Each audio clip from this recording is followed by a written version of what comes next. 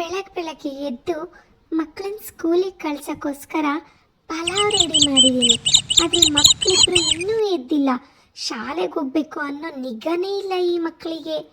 ನಿತ್ಯ, ಶ್ಯಾಮ್ ಇಬ್ರು ಎದ್ದು ಸ್ನಾನ ಮಾಡ್ಕೊಂಡು ಸ್ಕೂಲಿಗೆ ರೆಡಿ ಆಗ್ರು, ಲೇಟ್ ಆಯ್ತು. ಅಮ್ಮ, ಸ್ಕೂಲ್ ಇಲ್ಲ ಕಣೆ ಅಮ್ಮ, ಇವತ್ತು ಸ್ಕೂಲಿಗೆ ರಜಾ ಕೊಟ್ಟಿದ್ದಾರೆ. ದೊಡ್ಡವರಿಗೆಲ್ಲ ಎಕ್ಸಾಮ್ ಅಂತೆ, ಹಾಗಾಗಿ ನಮ್ಗಳಿಗೆ ರಜಾ ಕೊಟ್ಟಿದ್ದಾರೆ. ಸುಮ್ಮನೆ ಮಲ್ಗೋಗ್ಬಿಡು. ಹೌದು ಅಮ್ಮ, ಸ್ಕೂಲಿಗೆ ರಜಾ. ನಿತ್ಯ ಹೇಳ್ತಿರೋದು ನಿಜ. ಸ್ಕೂಲಿಗೆ ನೀವು ಹೋಗ್ದಲೇ ಹೋಗ್ತಾರಾ ನಿಮ್ಮ ಅಜ್ಜ? ಎದ್ದೊಳಿ ಇಬ್ರು.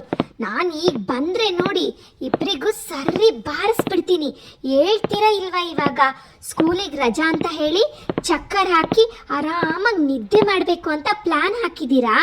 ಸೋಂಬೇರಿಗಳ, ಎದ್ದು ನಡೀರೋ, ಜಾಡ್ಸ್ ಒದ್ಬಿಡ್ತೀನಿ. ಇಲ್ಲ ಅಂದರೆ ನಾನು ಬೆಳಗ್ಗೆ ಎದ್ದು ನಿಮ್ಗಳಿಗೋಸ್ಕರ ಪಲಾವ್ ಮಾಡಿದ್ದೀನಿ. ಬಾಕ್ಸಿಗೆ ಕೂಡ ಪಲಾವ್ ತುಂಬಿದ್ದೀನಿ.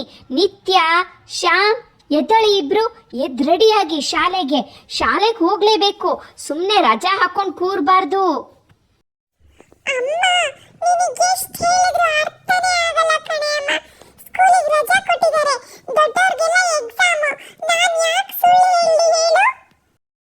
ನನಗೆ ಗೊತ್ತು, ನೀವಿಬ್ರು ಸುಳ್ಳು ಹೇಳ್ತಿದ್ದೀರಾ. ಶಾಲೆಗೆ ರಜಾ ಅಂತ ಹೇಳಿಬಿಟ್ಟು ಅಲ್ಲಿ ಇಲ್ಲಿ ಮರ್ಕೋತಿ ಆಟ ಆಡಕ್ಕೆ ಹೋಗ್ಬಿಡ್ತೀರಾ. ನೀವಿಬ್ರು ಅಣ್ಣ ತಂಗಿ ಪ್ಲಾನ್ ಮಾಡ್ಕೊಂಡಿದ್ದೀರಾ ರಜಾ ಅಂತ, ನನಗೆ ಸುಳ್ಳು ಹೇಳ್ತಿದ್ದೀರಾ. ಅಮ್ಮ, ಯಾಕೆ ಅಮ್ಮ, ನಮ್ಗಳ ಮೇಲೆ ನಂಬಿಕೆನೇ ಇಲ್ಲ ನಿನಗೆ. ಯಾವಾಗಲೂ ಹೀಗೆ ಮಾಡ್ತೀಯ ಅಮ್ಮ. ರಜಾ ಅಂತ ಹೇಳಿದ್ರೆ ನಂಬದೇ ಇಲ್ಲ. ಫ್ರೆಂಡ್ಸಿಗೆಲ್ಲ ಫೋನ್ ಮಾಡಿ ಕೇಳ್ಬಿಟ್ಟು ಆಮೇಲೆ ನಮ್ಮನ್ನ ನಂಬ್ತೀಯ.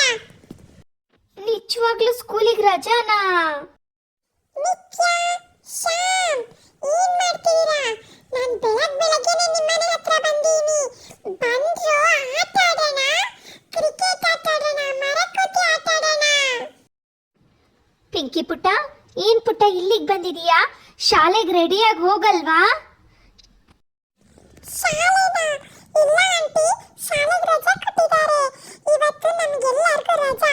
ದೊಡ್ಡ ಕ್ಲಾಸ್ ಅವರಿಗೆಲ್ಲ ಎಕ್ಸಾಮ್ ಇದೆ ಅಂತೆ, ಹಾಗಾಗಿ ನಮಗೆ ರಜಾ ಕೊಟ್ಟಿದ್ದಾರೆ. ಇವತ್ತು ನಾವು ಎಂಜಾಯ್ ಮಾಡೋದು. ನೋಡಿದ್ಯಾ ಅಮ್ಮ, ನಂಬಿಕೆ ಬಂತ ಇವಾಗ ನಿನಗೆ? ಇವಳು ಬಂದು ಹೇಳಿದ್ಮೇಲೆ ನಿನಗೆ ನಂಬಿಕೆ ಬಂತು ಅಲ್ವಾ? ನಮ್ಮನ್ನಂತೂ ನಮ್ಮಮ್ಮ ನಂಬೋದೇ ಇಲ್ಲ. ಹಾ ಸರಿ ಆಯ್ತು, ಸುಮ್ಮನಿರಿ. ಇವಾಗ ನನಗೆ ನಂಬಿಕೆ ಬಂತು. ಆಯ್ತು, ಎಲ್ಲರೂ ಬಂದು ಕುತ್ಕೊಳ್ಳಿ. ನಾನು ನಿಮಗೆಲ್ಲ ಪಲಾವ್ ಮಾಡಿದ್ದೀನಿ, ಪಲಾವ್ ಕೊಡ್ತೀನಿ. ಹಬ್ಬಬ್ಬಾ, ಶಾಲೆಗೆ ರಜಾ ಇಲ್ಲ ಅಂತ ನನಗೆ ಕೋಪ ಬಂದ್ಬಿಡ್ತು, ನೀವುಗಳು ಸುಳ್ಳು ಹೇಳ್ತಿದ್ದೀರಾ ಅಂತ.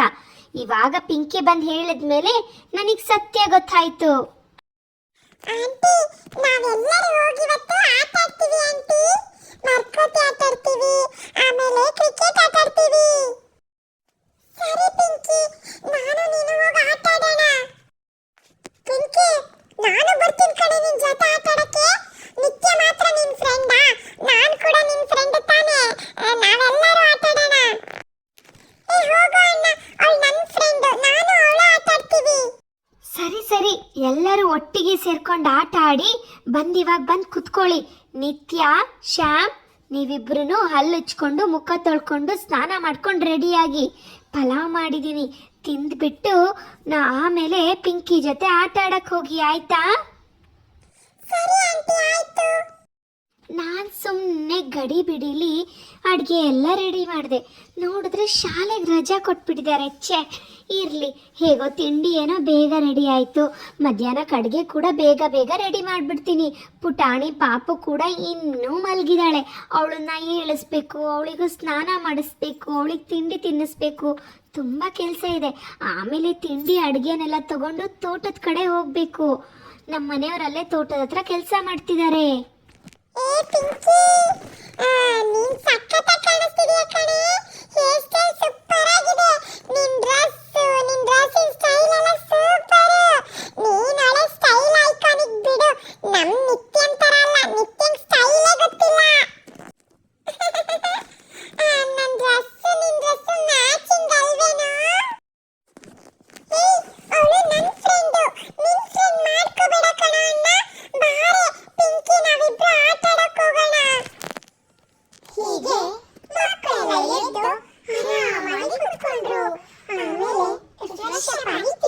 ತಿಂತಾರೆ. ಇವರೆಲ್ಲ ಎದ್ದು ಆಟ ಆಡಕ್ಕೆ ಹೋಗೋಣ ಅಂತ ಪ್ಲಾನ್ ಮಾಡ್ತಿದ್ದಾರೆ. 3 ಜನ ಮಾತಾಡ್ತಿದ್ದಾರೆ.